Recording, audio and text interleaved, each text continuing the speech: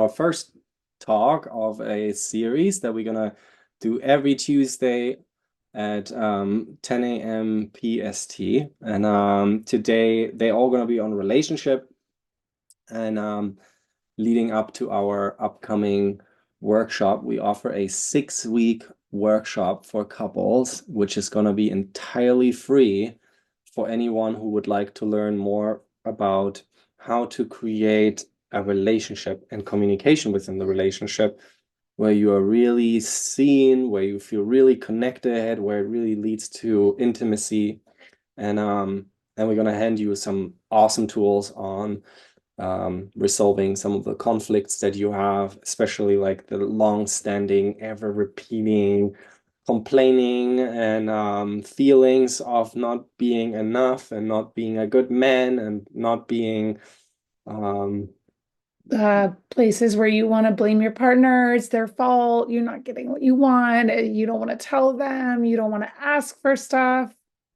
Yeah, just all of those fears and things that actually keep us limited in what we have the possibility to receive and experience in relationship. yeah. And so we're gonna hold um, one talk leading up to this workshop every week. And in these talks today, we're going to talk about being seen, feeling seen in your relationship. And I think that's a really, really big one. Yeah. Like I think a lot of couples out there struggle currently where you find yourself in a relationship and you're like, does my partner really see me? Okay.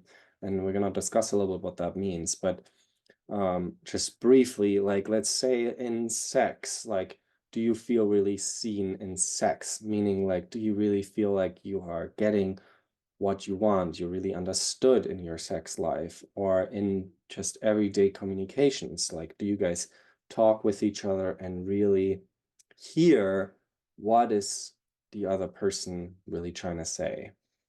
Yeah, and for me as a woman, my experience is like that if I think my default is that in sex I'm often going into my head and I'm not actually feeling what's happening in my body. And so when I talk with women about desire and like how to express what you want in sex, a lot of times I think the feeling is like, well, I don't know what I want. So I can't ask my partner um and because I don't know what I want. And that's for me, that's a symptom of when I experienced that myself. I was in my head. I wasn't actually connected enough to my body to be able to say, I want to be touched this way, or I want to slow down, or I want more of something we just did, but I'm afraid to ask for it. Couldn't even get to that because I was thinking about whether or not I needed to run the dishwasher and like if my breath was smelling or like a bunch of things that were not actually about being present in the moment and being connected to my own body. Or he didn't do this or that thing right. Right. I Like, wish he would just read my mind. I wish he would understand what I want and like know that I don't like this part of my body touch, but I prefer him to touch me this way. And if he was a good man, he would just know that. He would just be able to read my mind. Why isn't he doing that? and oh, we have a dad with his little baby on. Hi. And yeah, and especially, I mean, it's like it starts even outside of the bedroom, like in like small things, like complaints about like he didn't rinse his plate before he put it into the sink, or like Mhm. why didn't you take your shoes off, or like all these kind of things. And what it leads to on the side of the man, okay, and I'm saying this not necessarily like we are a stereotypical kind of couple, but I think the roles can switch in this sometimes depending on my concept is it really depends on what is your role in the household.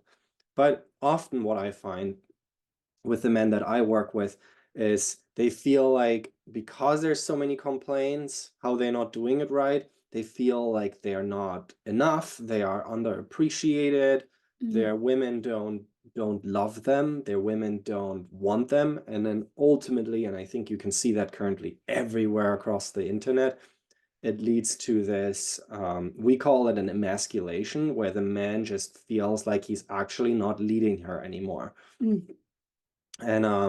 And then we kind of like, what we do, or what I do, is we get like, we try to bolster ourselves. We like build our bravado. I have to speak to you like this because otherwise you don't listen to me, Mm. right? Like it becomes this kind of like fist on the table moment. Yeah. Like I have to become really intense and strong with her in order for her to still respect me as a man. And yeah, I want to add to that, like the script that's happening in my head when that's going on for you is so often like, well, that wasn't criticizing, like I know the place in myself where you will name to me, like there's a place where you said this thing and I felt criticized. Like you actually bring it in a really vulnerable way. And I think that's not always possible, right? It usually does come out in that bravado or that like um heavy, like Heavy raising the pressure. voice, right? Right. What we call heavy pressure in our work, but raising the voice, yelling, getting angry. Sometimes it looks like withdrawing, right? Those kinds of reactions. And I'm sometimes not even aware that what I said was critical. And I'm in my own personal practice, like I'm learning how to be more aware of what an impact it has when I say something to my partner and it's criticizing. Like he's actually trying to provide and create something that's powerful for our family, for me, for the relationship with between us. And that a small remark has a big impact. Um it has a big ripple effect on how we feel towards each other all day and how we interact, and that impacts everything else in our lives, right? But just I just want to say for the women, like you might be more critical of your spouse than you realize. Um you might be saying something that you think is like helpful or nice, and you might actually be controlling. You might actually have a subtle part in you that's afraid of um feeling afraid of really getting present with what's happening in you when something like the dish goes in the sink not the way you wanted it, and that like the attempt to control actually creates a lot of disconnection. And then you say, oh, but he's not reading my mind and he doesn't want to feel me or he's not interested in what I want to do, right? And it's like, wait, you just emasculated him. You just sort of chopped his, can we say that on the internet? No. Okay. Chop something off that wouldn't want to be chopped off, basically. We can't say that on the internet. Yeah, and I think for a lot of women, I just want to name, like, it's unconscious. And this isn't to get us out of responsibility. I think that's a lot of our work, is talking about what an impact it has, and learning this in connection with other couples. Because I think it's easier to hear it and learn it when we're in connection to others than just like sometimes when we're only looking at ourselves, we actually can't fully see. It's hard to look fully in the mirror. Yeah. And I think it's for one, it's a two-way street, and it's not a very simple thing that one can solve. Like often, I think in the past we often said like, oh, it's good if you do the work and your partner might not want to. And there is some truth in that, but it does take two people to actually really shift the dynamic. And in what you said, like Sasha just said, like, oh, you might be complaining or criticizing him more than you think. And this is not about not having constructive conversation and like really wanting to bring things to the table how they should be done differently. Like we have a lot of those conversations with each other. That's actually one of the things that we teach in our workshop is how can you have these conversations? How can you really like take your household, right? Like how you live at home and make it together into something that really works well, like a well-lubed set of gears, where everyone knows what their parts is, what their roles are, and especially in this little sentence, do you feel seen by your partner? It means you work at that, like, your partner all of a sudden does these little things without feeling resentful about it, and you just feel like, oh God, I'm finally heard here. I'm finally understood the importance of how much it matters that it is done in this particular way is finally being delivered. And it cannot be delivered if it's done in this critical way. And for us, like just what Sasha said, that women are often not aware how much they criticize, men are often not aware of how hostile we are. Like, and it's very, it can be so subtle that often men, when I say it to them, they don't believe me. They're like, because it is in the tone, it is in the, oh, again, in the eye rolling, in the like, in the subtle ways in which we use our words that ultimately communicate to the other person that what they say doesn't matter, that they are too much, that that you don't want to meet them, hear them, listen to them, and all of that really. And it can also be just the classic, I call it the wall of stoicism, like in men. It's just a blank face where like it's a poker face, no emotion comes through, and it's a form of like icing the other person out that that just doesn't create a safe feeling for both people.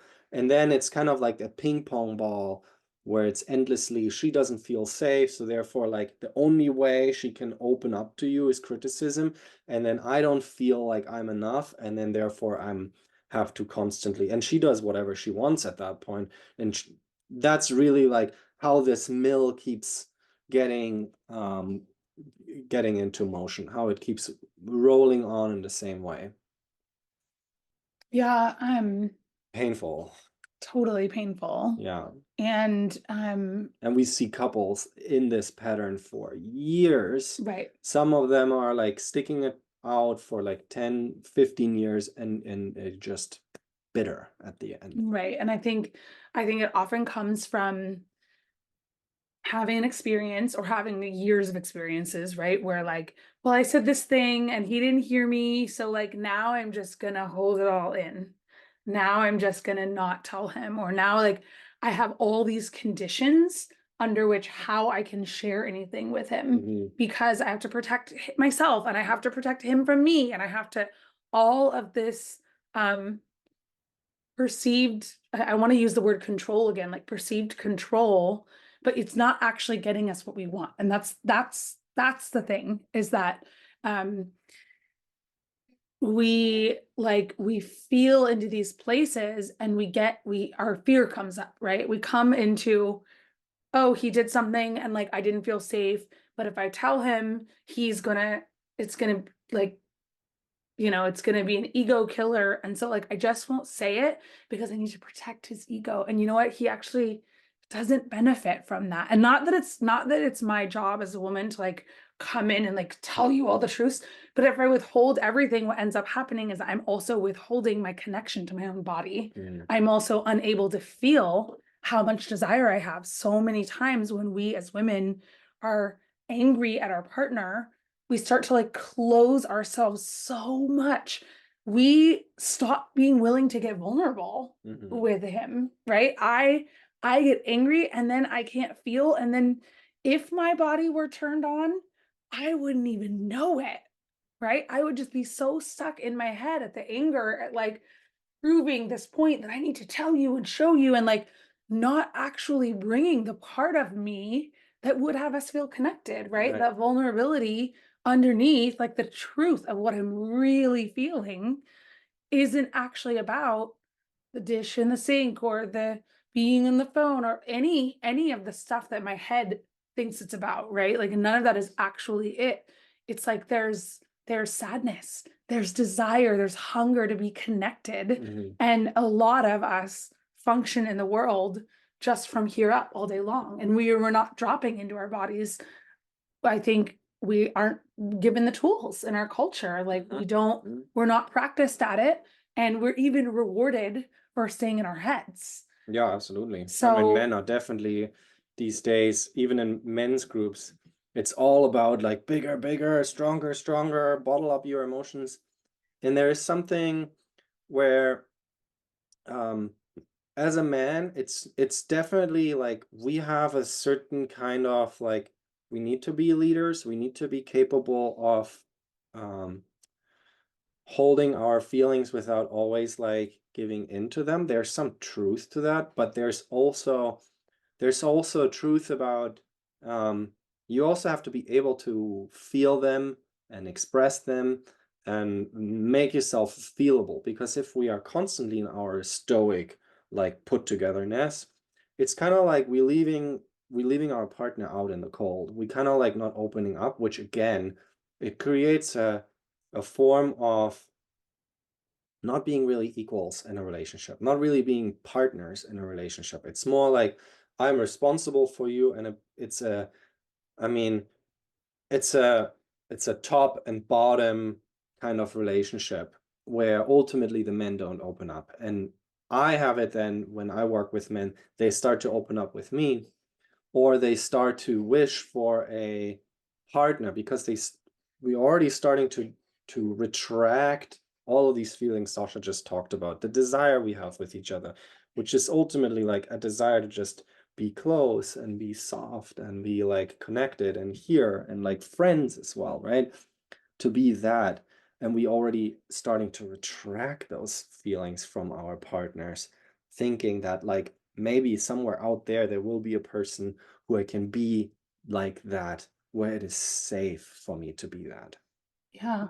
I just want to say, like, I want to give an example. Mhm. I I'm going to turn towards you. Mhm. I am I'm really grateful for your willingness to let me feel all of you and what you have to offer, and in particular your anger. I think that's something that can be hard for you to express. Like, I am grateful that you are willing to let me see and feel all of you. And women, it's important that I don't take on me being responsible for that anger, but the way that you reveal it to me and the way that you let me um really feel what's on your heart and like in your body, it actually it actually has me relax. And it took me a long time to learn what was going on for me there. And it took me some practice to not take it personally. I'm saying this just to give some behind the scenes, but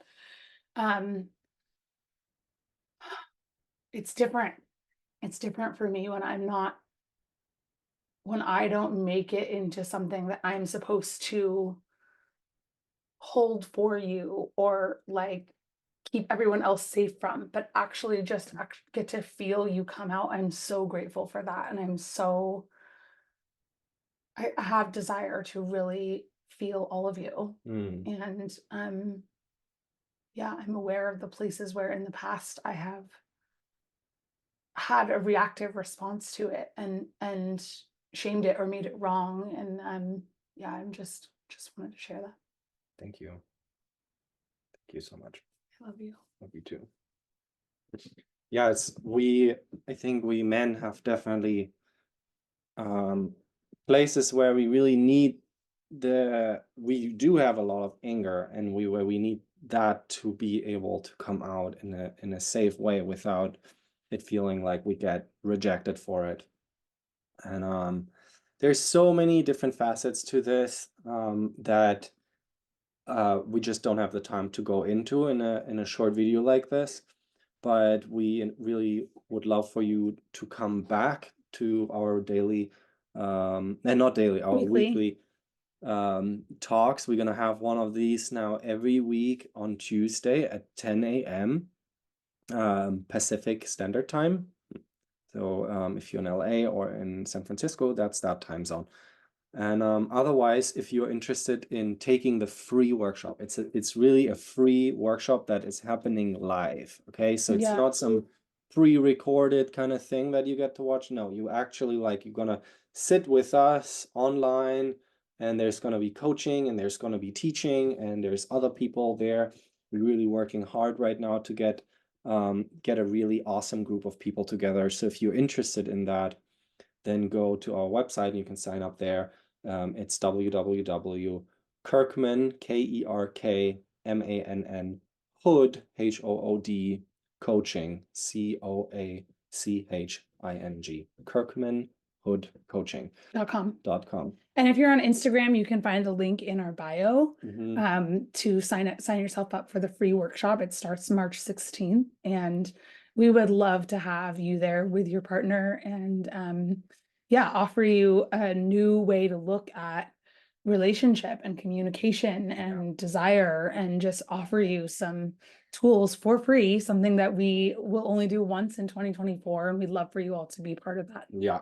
And it's I would say it's a long time of research of us finding really a balance between what leadership is, but also a relationship that is really based on feeling each other, based on feeling together. Yeah.